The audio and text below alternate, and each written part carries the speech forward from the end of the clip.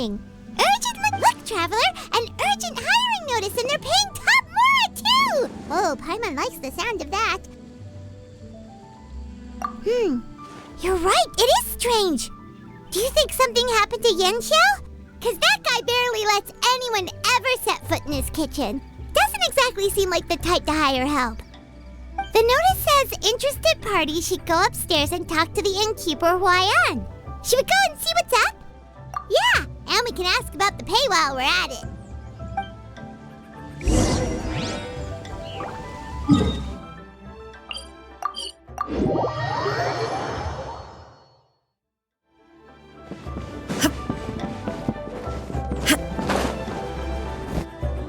Boss, there's really no need for this. It's just a little burn, that's all. It won't get in the way of my work. Perhaps not, but continuing to work will only hinder your recovery. You need to rest for a few days. We'll figure something out. Huayan! Yenshao! Oh? Traveler and Paimon! What brings you to this neck of the woods?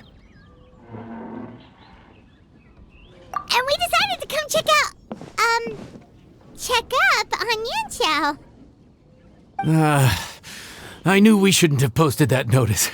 It's really nothing to worry about. I'm fine. I swear. How kind of you. My thanks to you both. And thanks on Yanshao's behalf, too. There's nothing to be embarrassed about, Yanshao. Just tell them what happened. Oh, all right. Well, basically, we had a lot of guests pouring in for the lantern ride. Things got busy, I started rushing, and I ended up accidentally burning my hand while plating a dish. Well, you know what they say. Play with fire long enough and you're bound to get burned. Even the best chefs slip up sometimes. Anyway, it's nothing, just a tiny burn. I can still... Now, I don't want you pushing yourself. You'll only make it worse, and then you'll be looking at more than just a couple of days off to recover. But the lantern ride's only just finished, and we're still getting tons of guests. Now's not a good time for me to rest. Plus, lots of the guests are visiting from other nations. We can't just bring in some random chef off the street. We have a reputation to uphold. I refuse to let someone else ruin the good name we've made for ourselves here. Listen to you. Anyone would think that you're the boss and not me. But he's not wrong. Yanshao was one of the favorites in the Masterful Chefs tournament. No matter how you look at it, his are big boots to fill. I don't mean to boast, but any chef of my caliber probably has their own restaurant to look after. It's not going to be easy to find someone who's got the skills and has the time to help us out. Looks like we might have to increase the pay we're offering even further. Do we know anyone that's a good chef and has the time to help out? Oh, of course, you!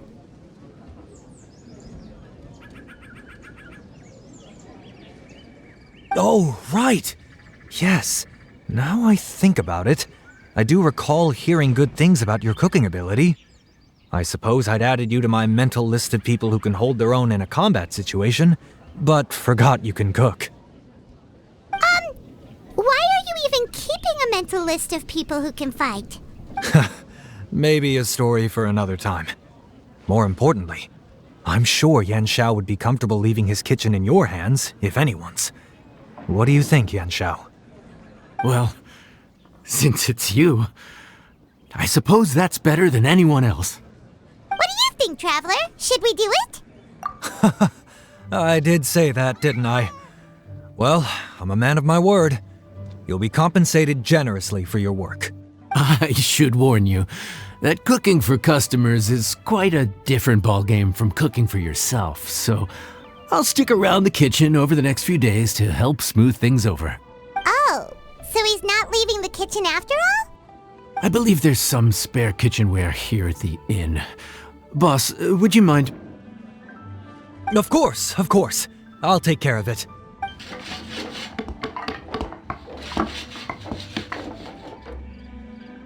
Whew. All done. Come, take a look. This was made with your measurements in mind. Ah, it's nothing. A little handicraft and elbow grease goes a long way. All right, Yanxiao. I'll leave you to take it from here. You really went to all the trouble of building a new stovetop? What was wrong with the original? Boy, you really hate when people touch your stuff, huh? No, it's nothing like that. As boss always says, hire who you trust and trust who you hire. I just thought the original setup might be a little, tall for you. Anyway, as I was saying, cooking for guests is different from cooking for yourself. Not only do you have to execute on taste, aroma, and appearance, but you also need to ensure speed, precision, and consistency. Having the right equipment is a big part of that. Ill-suited equipment doesn't just make the job more tiring, it also slows you down. And paying customers don't have unlimited patience. Sometimes cooking is all about being well prepared. That's how you ensure speed. Okay, and what about precision and consistency? Precision all comes down to using your eyes. Where to slice into a particular cut of meat, how much oil to use, how to tell when a dish is done cooking. When you cook for yourself, you can always add salt if it's too bland or add water if it's too salty. You can tweak the taste as you go, but in a restaurant, there's not that much room for trial and error. Worst case scenario, Paimon can deal with any subpar dishes by making... The final thing you have to focus on is consistency. You have to be able to handle the most challenging orders with the same level of technique and skill as the easiest ones. This is particularly important when you have guests from all over, each with their own tastes and preferences. You have to cater to their own dietary needs while also giving them the opportunity to enjoy our local delicacies. This last point is making Paimon's head spin. Don't worry. Matter of fact, someone as well-traveled as you may even have a better handle on it than me once you get started. And of course, I'll be around to help you over the next few days. I don't think we'll have any trouble making all our guests feel right at home.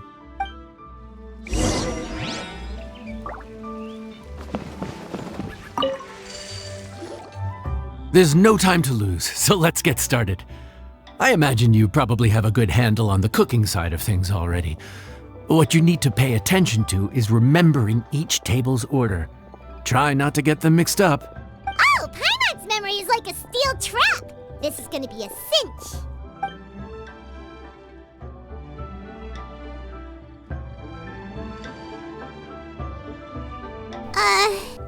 Which ticket are we on again? Table 1 was onions, but no chilies. Table 2 was chilies, but no onions. And table 3 was, table 3 was chili. Ah! Was Paimon just sleep floating? We didn't even get a break in the middle. Paimon's brain has turned to mush. Is it always this busy here? No, but this is peak season. You both did a mighty fine job for your first time serving guests at the inn. Luckily, all our customers were familiar faces this time around, so we didn't get any strange requests. Otherwise, today would have been even more challenging. No strange request? Someone asked for almond tofu drizzled in soy sauce. Even Paimon has never tried that combination. It's a wide world out there. People have all kinds of different tastes. Being able to cater to all is the real essence of Liyue cuisine. Also, the thing about requests is that they're usually very specific. So as long as you do what they asked, you're unlikely to have any issues. What's really tricky is when guests give you free rein to do anything you want. Excuse me. Are you still open by any chance? Huh? Paimon knows that voice. Let's go check it out! What should we do? It doesn't look like anyone's here. If only we'd gotten here a bit sooner. It's all right. If we start building a campfire now, we'll be eating before too long. Right. Besides, if anyone's to blame, it's Lyney. So busy being a greedy culture vulture that he lost track of time. Lyney, Lynette, Freminet, it is you! Paimon? So, is the Traveler here? Traveler, Paimon! What a nice surprise! Paimon was gonna say the same thing! We're just lending a helping hand at the inn. Anyway, so that's how we ended up here. But what about you guys? Don't tell us. Father sent you on another mission? No, quite the opposite actually. We're in Liyue on vacation, and while we're here, I thought a cultural tour might be in order. Father said we deserve some rest after everything that happened recently. Otherwise, it could jeopardize our next mission. It's not every day we get this kind of opportunity. Lyney thought it might be fun to spend some time in Liyue, especially since it's Lantern Rite season. We could hardly pass up the opportunity to watch a Liyue-style magic show. Although, I think they call it conjuring here. In our time here, we've seen conjuring tricks incorporated into a Liyue opera show, and even a wushu dance. It was amazing. So, we decided to stay here for a few more days to see what other forms of inspiration this land might have in store for us. We visited Granny Roshin in Chingsa village not long ago, and today we continued our cultural tour in the area around here. In the end, though, we lost track of time. We haven't even eaten anything yet. And speaking of eating, as you know, seafood is a big part of both Liyue and Fontaine cuisine, but it's cooked very differently here. We simply had to try some local seafood after coming all this way. That's another reason why we decided to extend our trip. Oh, need any recommendations? What have you tried so far? That fish one with the misleading name. Sounds bland, but it's drowning in hot chilies. Oh, you mean blackback perch soup? You're right, the name doesn't give much away. It looked and smelled so appetizing that Lynette took a huge mouthful, blissfully unaware that she was about to set her mouth on fire. She could barely speak for the rest of the day after that. Luckily, that wasn't a huge adjustment for her.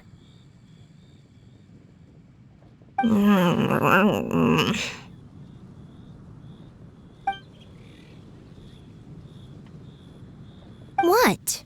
Aren't you guys hungry too? Yes, a little. Yes, I'm ready to eat. Traveler, I'm afraid we'll have to send you back to the kitchen now. Good question. I doubt we'll be able to decipher the menu, so why don't you recommend something? You should be pretty familiar with our tastes. One more thing. Please, if you have a heart, don't make it spicy.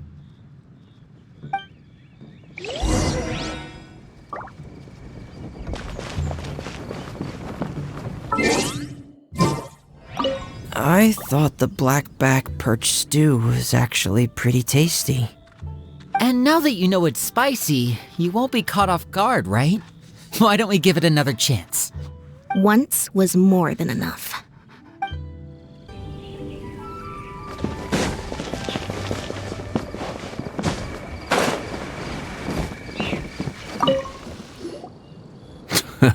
Fontaine, huh? No wonder they can't handle too much spice. Still, if we make the food too bland, they might as well be eating back home. There's this crab and shrimp stir-fry I know that could work. It's quite heavily seasoned, but it's a lot milder than it looks. It has a light but really satisfying flavor. Ooh, that sounds perfect! What's it This is where it gets interesting. They call it the Palace Jewels. The crab roe is supposed to look like pearls of gold, and the shrimp meat like chunks of jade. Here's the recipe. When you're ready, go ahead and give it a try.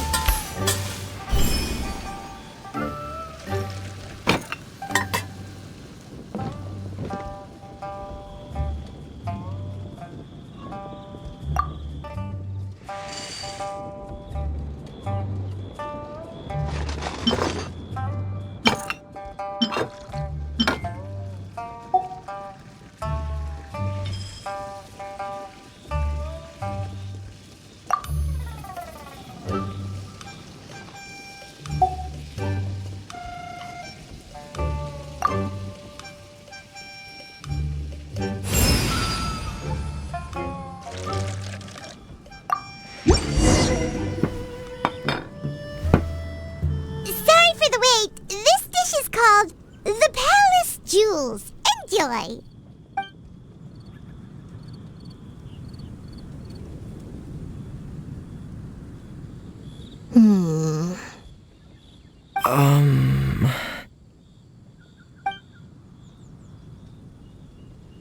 Yes. We meant to say, you two must be tired after a long day of work. Do you want to eat with us? Oh, now that you mention it, Paimon is a little hungry. Well, if you insist, then who are we to refuse? Oh, right, of course. You're still our customers. Why aren't you eating? The sauce looks a little overpowering. According to Liyue custom, it's probably good table manners to let someone else go first. Looks delicious, traveler. I guess I'll dig in first. Here goes. What is it? Do you need some water? No, it's delicious. The flavor is so pure. It's drenched in sauce, but somehow it just enhances the natural flavor of the seafood. Try it for yourselves. All right.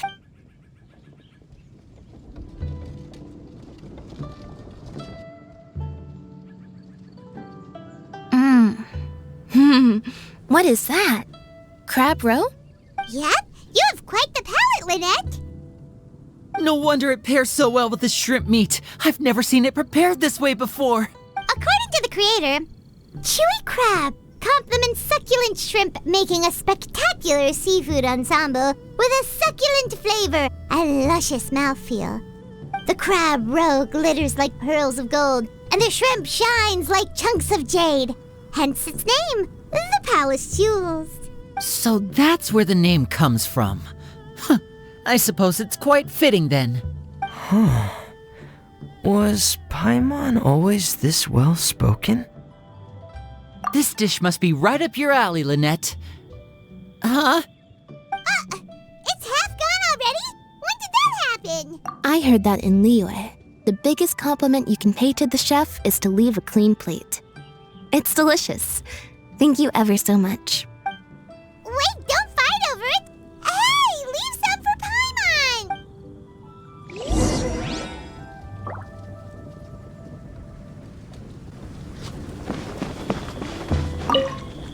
Paimon. Lynette's not usually so forthcoming about what she likes.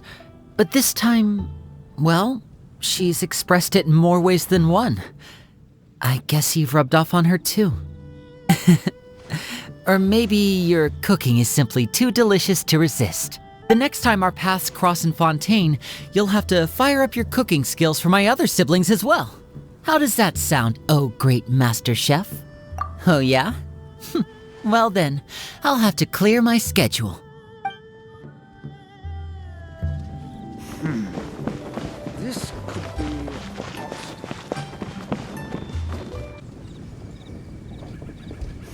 I think I'm finally getting the hang of chopsticks. Yeah.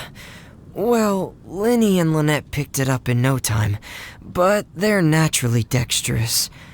Unlike me, it's taken me a lot longer, but I'm slowly getting there. Oh, speaking of chopsticks, in one of the shows we've seen here, someone performed a conjuring trick using a bowl and chopsticks. So, if I want to be a good magician's assistant, I need to keep practicing.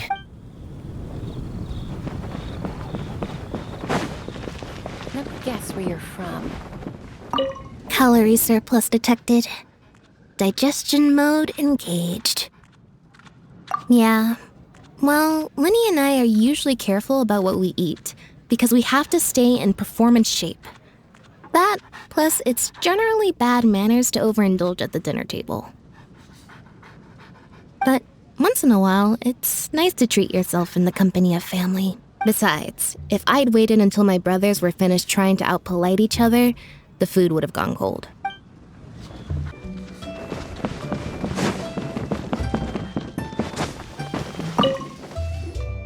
So your friends like the dish, huh? Well done.